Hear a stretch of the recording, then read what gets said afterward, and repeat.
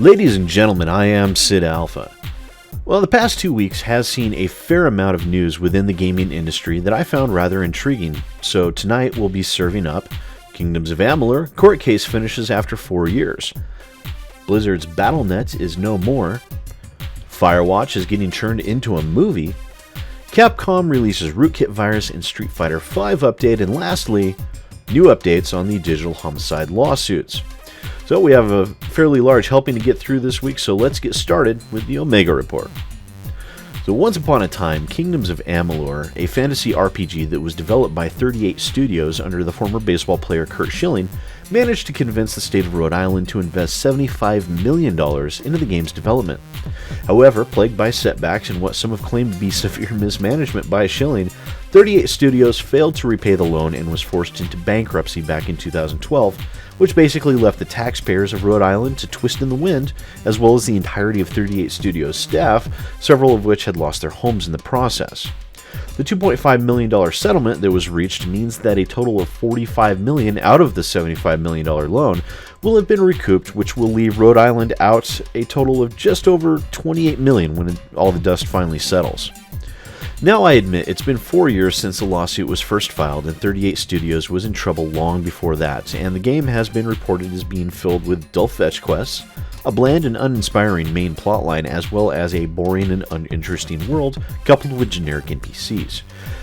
Now, I haven't played the game myself, so I can't really confirm or deny the merits of the game, but what I do remember is that some of 38 Studios' employees lost their homes and more during all of this, and some lost even more than that.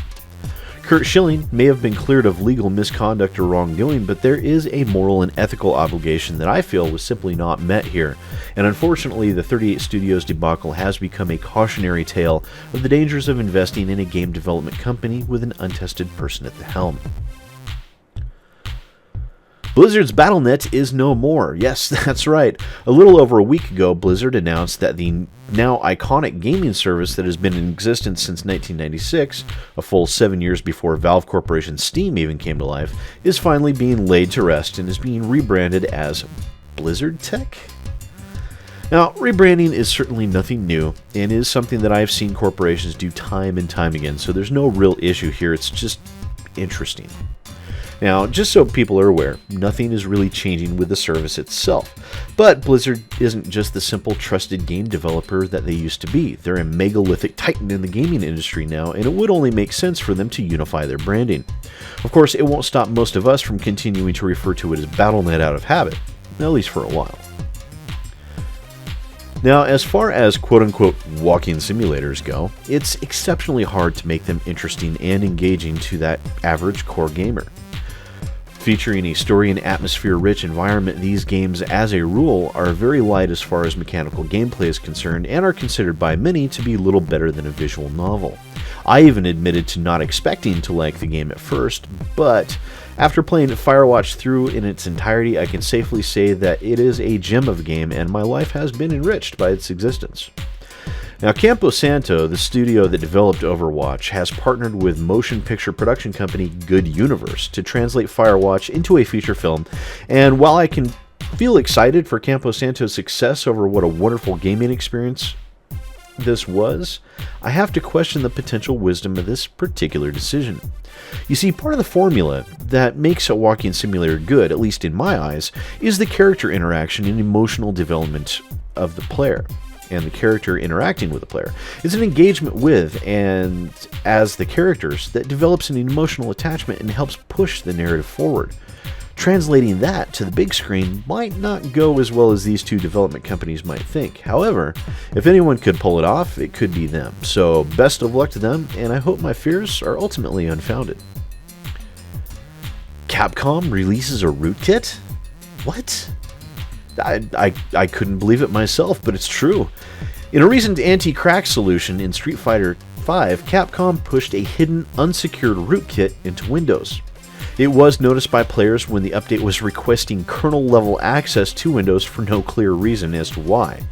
The sys file in question did not specify any security levels, which left a completely open backdoor into any computer it was installed on.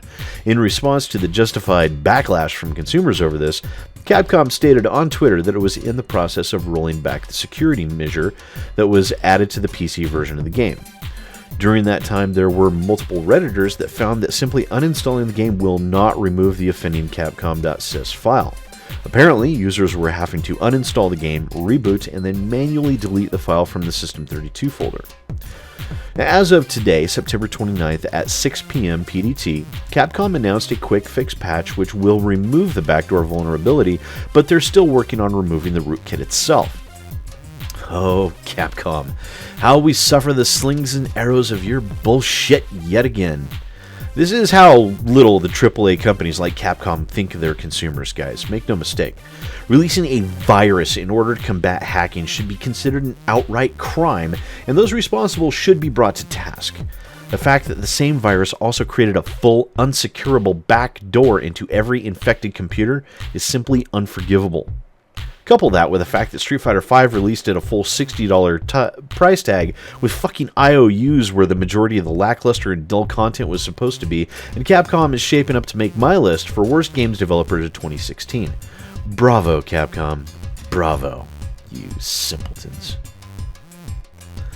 Speaking of small-minded developers that care nothing for their consumers, we have James Romine of Digital Homicide and some recent activity in his lawsuit against the 100 Steam users. For those of you who aren't aware, recently James Romine of Digital Homicide chose to throw caution, and many would say his sanity, to the wind and attempted to go after Steam users for personal damages, racking up a combined total of a whopping $18 million. In response to that, Valve has since removed all of their games from Steam and have also removed all of their Greenlight titles as well, banning them from producing their content on the Steam platform. Valve basically kicked them to the curb for attacking Valve's customers. Well, on Tuesday, September 27th, I received 2 new court documents in regards to this case that I have been following very closely. The first is simply a request by Romine that he receive electronic notices from the court, so nothing really important or major there, it's just normal filing procedure stuff. The second, however, is much more interesting. Let me read through it quickly first, and then I will fill in everyone on what it means, although some of you have already sussed it out. Motion for file extension of time or dismissal without prejudice.